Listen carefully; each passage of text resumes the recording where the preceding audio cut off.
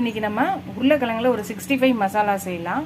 First உருளைக்கிழங்கு 65 செய்யலாம். அதுக்கு ஒரு உருளைக்கிழங்கு 1/4 கிலோ எடுத்து தோல் சீவி நல்லா துருவி இந்த மாதிரி தண்ணியில் போட்டு வச்சுருக்கேன். 2-3 வாட்டி கழுவி இதை வடித்து எடுத்துக்கலாம். உருளைக்கிழங்கை நம்ம கழுவி இந்த மாதிரி வடிகட்டி எடுத்து வச்சுக்கலாம். நீங்கள் 2-3 வாட்டி கழுவணும். அது எதுக்காகனா அதில் கொஞ்சம் பளபளப்பு தன்மை ஒரு மாதிரி இருக்கும். அதெல்லாம் அந்த கழுவும் போது போயிடும்.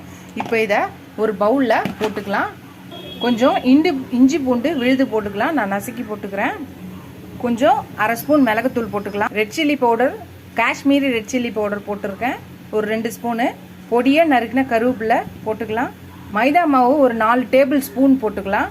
கார்ன்ஃப்ளவர் 2 டேபிள் ஸ்பூன் போட்டுக்கலாம். இப்போ இது எல்லாத்தையுமே நல்லா கலந்துக்கலாம். இப்போ நம்ம உருளைக்கிழங்கு இதை நல்லா பிசைஞ்சாச்சு, எல்லாத்தையும் கலந்தாச்சு. இப்போ கடைசியாக நம்ம இதுக்கு தேவையான உப்பு போட்டுக்கலாம். உப்பு போட்டு பிசைஞ்சிக்கலாம். கடைசியாக உப்பு போட்டுக்கலாம். ஏன்னா உப்பு போட்டோன்னே தண்ணி விழும். அதனால் கடைசியாக போட்டு பிசைஞ்சிக்கலாம். இப்போ கடாயில் எண்ணெய் ஊற்றி வச்சுக்கலாம். இப்போ இந்த உருளைக்கிழங்கை குட்டி குட்டி உருண்டைகளை நம்ம போட்டுக்கலாம். நம்ம உருளைக்கிழங்குல உப்பு போட்டோன்னே எல்லாம் மாவு போட்டு பிசைஞ்சோடனே ஒன்றே போட்டு எடுத்துடணும்.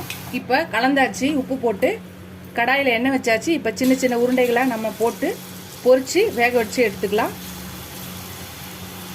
எல்லாத்தையும் போட்டாச்சு. இது நல்லா வேகட்டும். வெந்ததுக்கப்புறம் திருப்பி போடலாம். இப்போ நல்லா கலந்து விட்டுக்கலாம். உடனே டிஸ்டர்ப் பண்ணாமல் கொஞ்ச நேரம் கழித்து இதை நல்லா திருப்பி விடலாம். நல்லா வேகட்டும். வெந்துருச்சு. இதை நம்ம எடுத்துடலாம். அவ்வளோதான், நம்மளோட பொட்டேட்டோ 65 ரெடி ஆயிடுச்சு. இதை நம்ம பிளேட்டில் வச்சிடலாம். ஃப்ரெண்ட்ஸ், நம்ம இந்த பொட்டேட்டோ 65 வெறும் இந்த மட்டுமும் அப்படியே கொடுக்கலாம்.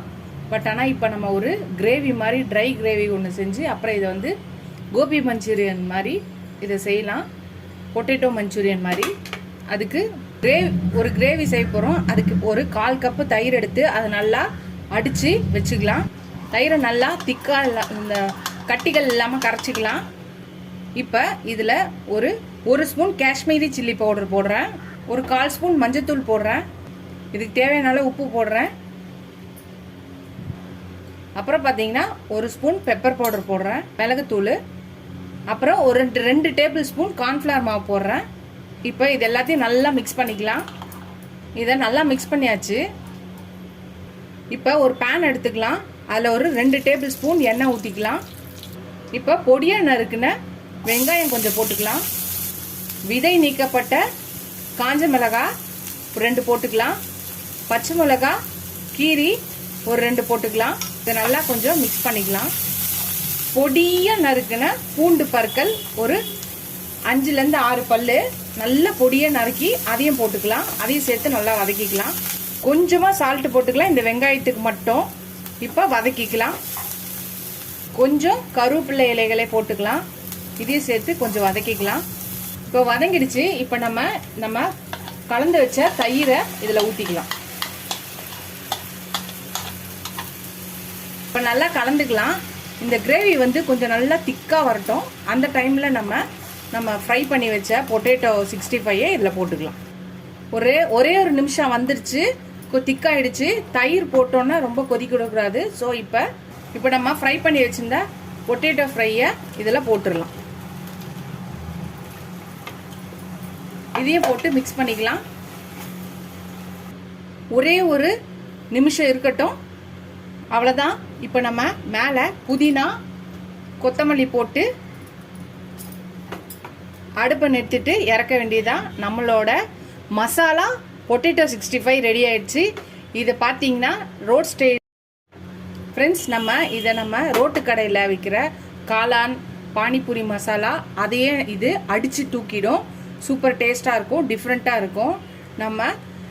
நம்ம காளான் சாப்பிட்ருக்கோம், பானிபூரி சுண்டல் சாப்பிட்ருக்கோம். டிஃப்ரெண்ட்டாக இப்போ மசாலா பொட்டேட்டோ 65 செஞ்சு சாப்பிட்டு பார்க்கலாம். டிஃப்ரெண்ட்டாக இருக்கும். நீங்களும் வீட்டில் ட்ரை பண்ணி பார்த்துட்டு பசங்களுக்கு செஞ்சு கொடுங்க. நீங்களும் சாப்பிட்டு பாருங்கள்.